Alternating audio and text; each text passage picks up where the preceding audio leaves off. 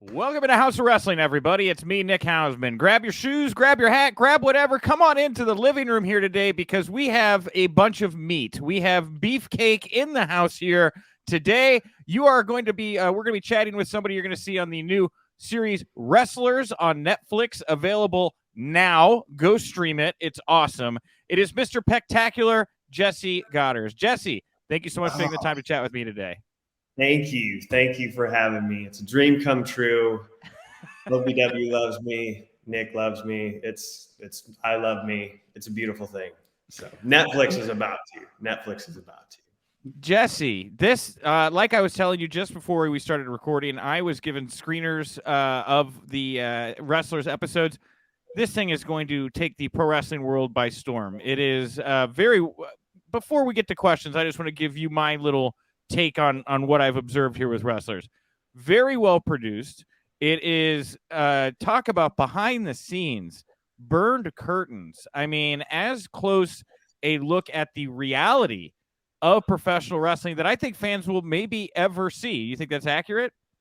It's a 100% spot on. Like, it's very intimate, absolutely, and it's real. I mean, it's definitely real. You're more than pulling back. You're literally getting in the car and going home with people, I mean, and it's really something to hear from you and the other talent and your journey and all that. But for Al to open up about the financial issues of OVW and to open up about the realities of working with co-owners that are not necessarily wrestling people, I was really taken aback by it. I've never seen that dynamic showcased in any pro wrestling series, and it is probably the most common dynamic in all of professional wrestling. If you go to the indies, there's always that dynamic, and nobody ever gets to see the realities of how these companies really operate. You know what I mean? Yeah. No, and I think I haven't been able to see it, so I don't know the intricacies of it. Yeah, exactly. So I'm waiting for the release like everybody else. So, but I think you're 100% spot on. Like, I have still run a business. Like, I have a couple businesses and stuff like that. And there's, when you have employees, quote unquote, W-2, 1099 individuals that you're trying to you're like a duck in water while your feet are kind of kicking and nobody really knows what's going on underneath the water as you're trying to stay even keeled and act as though nothing's going on. So, but I think Al's just a true professional when it comes down to it, and a great poker face. So, and that's why he's steering the ship. So take a step back here. I did not know that you hadn't seen it yet, by the way. I feel weird that I'm like more familiar with this show than you are all of a sudden. That's the beauty of this all. So when it gets released, I think everybody, including myself, will be able to have the elicited true emotion like yourself. So, and these are colleagues that I know of, these are guys that I rub elbows with on a daily basis, so. It's great. It really is. I'm a huge fan. So let's take a step back here, Jessie. A lot of people remember you from the Bromans and your time in Impact Wrestling, I think, is probably most notable. You did a little time in Lucha Underground, obviously, as well. But how did you find your way to OVW? Why have you called OVW your home for the last many years? Because of Al. And I knew that, just going through life, you want to be surrounded by people that have, one, your best interests in mind, but two, that you like. It's just like anything else, because it's still a business. It's not wrestling friends, but if you can have or surround yourself with people that are like-minded, it doesn't make work, if you will, But because I also have I've only gotten trained by schools like Bubba and Devon down at Team 3D Academy. Obviously, I've been back and forth to OVW 3 different times. Because I was there with Nick Dinsmore and Rip Rogers and Danny Davis. But I was also at FCW for a while with Steve Kern and Norman Smiley. Obviously, the tenure that I had at Impact Wrestling, that's when I got to meet Al. And he was there before. But the biggest thing is I wanted to be the face and the vision that Al actually had for OVW and trying to take it to the next level, which, took a little bit, but being able to have this mainstream crossover appeal with just being the face and then having to incorporate it at OVW and the new opportunities, the new networks, the new streaming services, all can be a testament to me kind of bringing that notoriety to OVW as far as I'm concerned. I definitely tried to take a part of it. because the change, there's been a change of hands even while I've been there, because it was with himself and another fella named Chad Miller, and then he's since given then Matt Jones, Craig Greenberg, Jeff Tuvlin, and a couple other more silent partners and stuff are now kind of going in there. But Al's vision kind of brought me in, and it aligned with what I actually wanted to do with my professional wrestling career as of right now. And that's when I just wanted him to give me the ball and let me run with it. So that's why. You are the big fish there, Jesse. I guess I'll kind of bounce around here a little bit. Obviously, this past week, you got some play on social media, as did OVW. NWA World's Heavyweight Champion, EC3, and his aunt Dixie Carter popped up for the first time. What a reunion, an Impact reunion in OVW. Now, in the series, you're a heel. But I got the impression from that clip that's making the rounds that you are going to be now positioned, what is like the central baby face of OVW to Ethan is the top heel, and that's kind of the main feud, I guess, for the promotion going forward. Am I getting that right? Yeah, I would definitely say so. Yep. And everything's situational. Like, I'm still myself. I'm still Mr. Pectacular through and through. I still get to flex, and not too many people can relate to this good looking and abs all the time. I get that. I understand. It's boring. It's boring, but it's part of my life.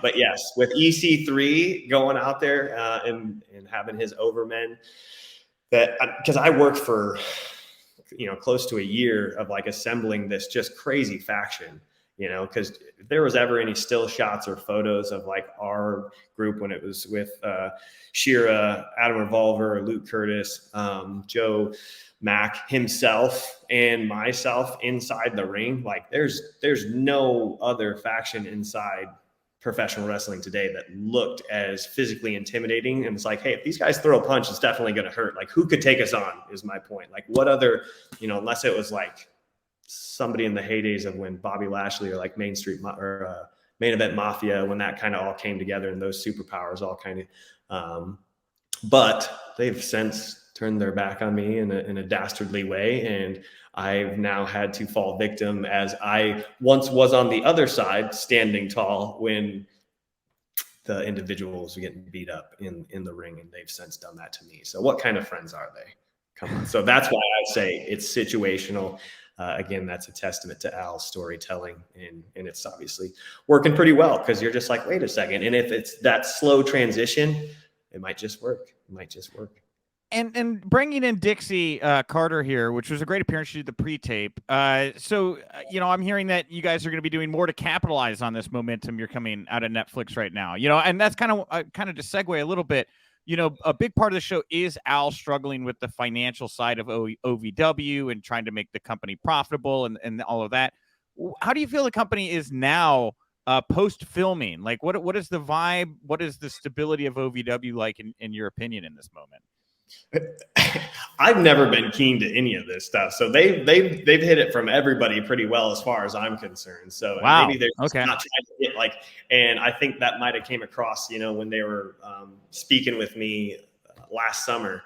But now even more so, like now it's just like, hey, we're right there at the brink of it dropping tonight, or on Wednesday, September 13th. So as soon as we start getting over that ridge, like I think a lot of opportunities are going to be opened up. And I think that exactly what Matt and Al's intent and mine as well, when we first started our relationship, is bringing it to, a household name. And with this platform being Netflix, I think it's going to be very plausible for that to happen, so I don't think there's going to be any kind of risk in any kind of like financial aspect of stuff that people are going to be too concerned about. So you obviously have your background in Big Brother and reality TV. So how did you play a role in helping to make this Netflix deal come together? Like, I could see you as being a very good ambassador, central figure to kind of help this thing get pushed along. I definitely think so.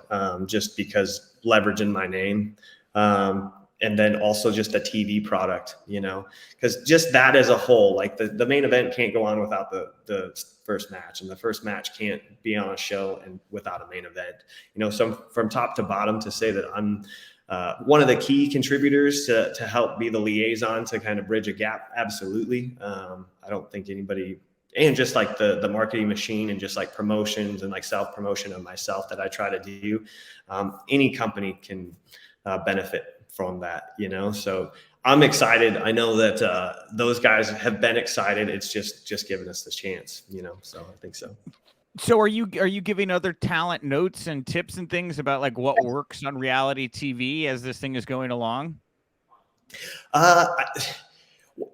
The best advice, I mean, it's just cliche. It's like, just be yourself. But once you get numb to the fact that the cameras are there or that people are following you around, people get a little bit more froggy. Plus, like, you can also kind of peel back the layers of who's faking it. You know, it's almost like on Big Brother where people are just minding their P's and Q's, maybe the first day, 2 days, first week, 2 weeks. But then like real irritability start to come in, or real constant tendencies of like things that get under your skin that you want to address. And now there's just a camera in your face. So even though it's 3 weeks down the line, because I'm sure you guys saw some real stuff too.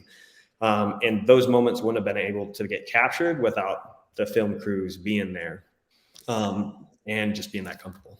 How was it working with the production company? Can you talk to me a little bit about like what they were like in that space? Because this is a company that's done some big stuff like Last Chance U and some other notable projects. Like, what was it like welcoming them into the, you know, wild world of professional wrestling, the gritty environment like that?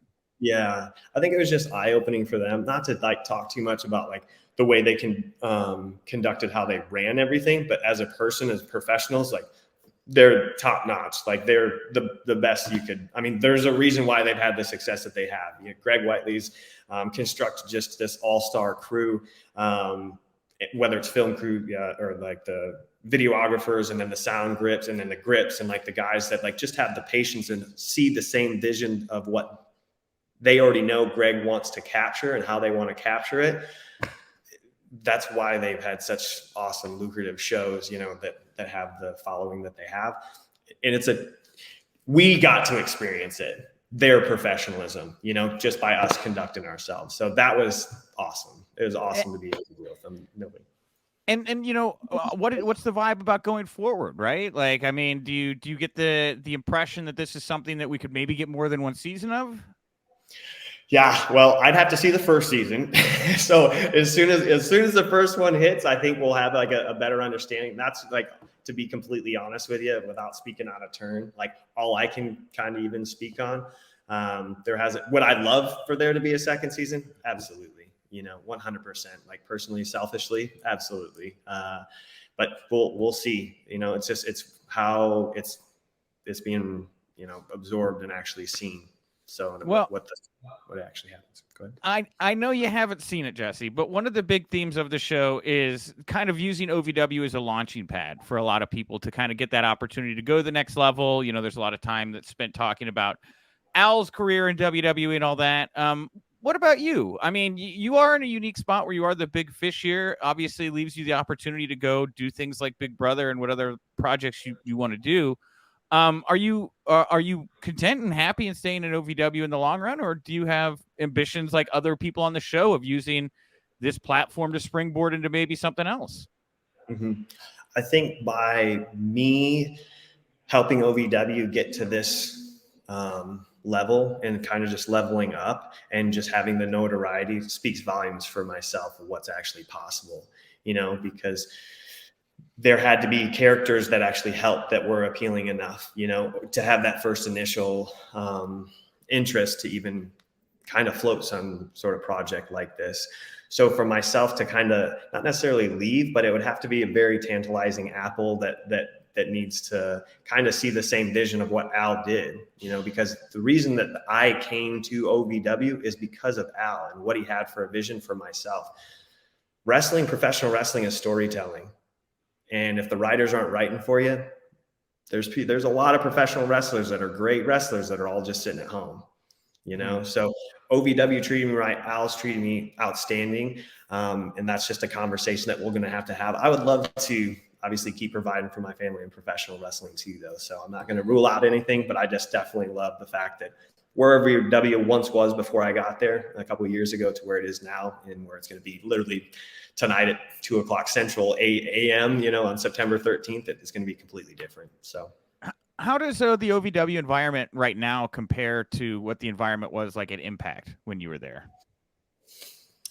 Oh, well, so at OVW, I mean, when you get to a major federation, whether it's even like ROH, New Japan, Impact Wrestling, WWE, AEW, everybody's life depends on that paycheck. Everybody's family's lives depend on that paycheck. Here at OVW, I'm not saying it's lackadaisical, because the dream and everything and that aspiration and that devotion, first and foremost, the devotion and the grit is definitely still there. And I think that's what gets depicted inside the show. But the stressors of making a mistake are less than. But like, we're live to tape, like we're live and it's going live straight out onto Fight TV. So there's other ones that are like taped or live to tape that get edited and whatnot. So just that element right there, I feel like we have some true professionals that literally do this lackadaisically, as true professionals on a Thursday night. And that's, I think, what Al even touches base on, is like, we have one of the best products that are out there when it goes to, impact and whatnot.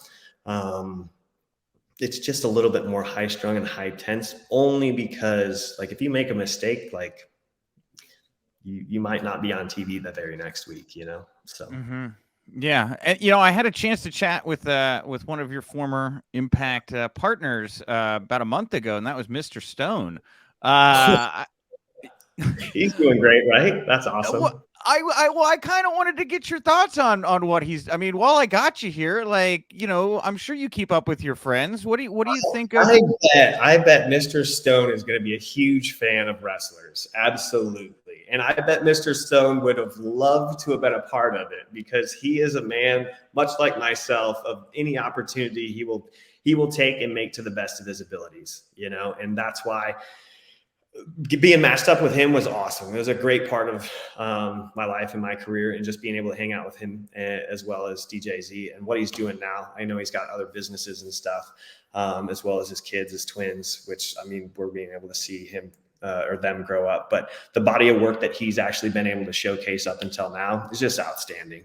Talk about a guy that probably had his back against the wall, just maybe physical stature wise. And he's done such a great job of transitioning and like reinventing himself. And that's a testament to Matt Hardy, Chris Jericho. Like, he's literally being able to embody years of a career in different phases. And that's the ultimate goal, because at the end of the day, we're playing a character, and all these individuals that you see on wrestlers, like, they're playing a character when they come through the curtain. But now, like you kind of said, you burn down that curtain and you're getting into the car and you're going home with them too. So you bring up DJZ, man, he's crushing it too, right? Like, yeah. LWO. For those that Bad Bunny. For those that aren't, yes, Bad Bunny was also wild. For those that aren't aware, DJZ my Ion was the guy that would go for the bromans in Impact Wrestling, and is now part of one of the most popular, profitable groups in all of WWE as Joaquin Wilde in the LWO. Man, like, what a journey it's been for all of you guys since that time in Impact.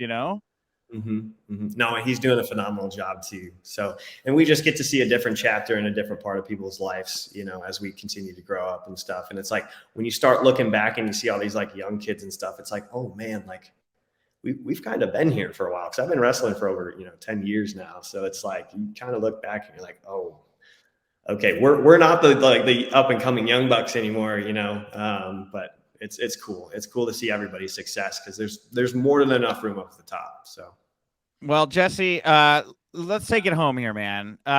This interview will have dropped when the show is live, and people can go check it out on Netflix, which I encourage everyone to do. I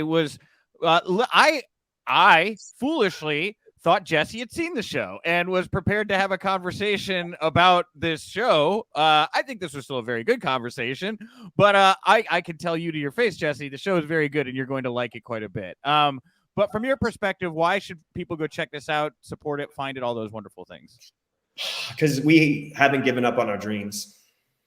End of story. Like there's a lot of people across the country that life comes at you quick, family comes at you quick, financial struggles, all of that stuff we're still seeing, and we're still like actively pursuing our dreams, you know, and this is a daily basis. This is something where we're our own nutritionist, dietitianist, manager, agent, we're on wardrobe person, we're on financial advisor, we're on business owner. Like we're trying to use all of those things. We have to get out there on social media, and we're still trying to get from where we are right now and obviously hit that superstardom, you know, like a lot of other superstars have been able to acquire.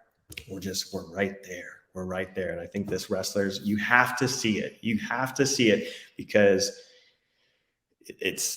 it's going to be awesome across the board, you know, for anybody that watches it, whether you're 4, 40, 14, or 104, you're going to see some value in it. And you're going to see a lot of characters that haven't given up.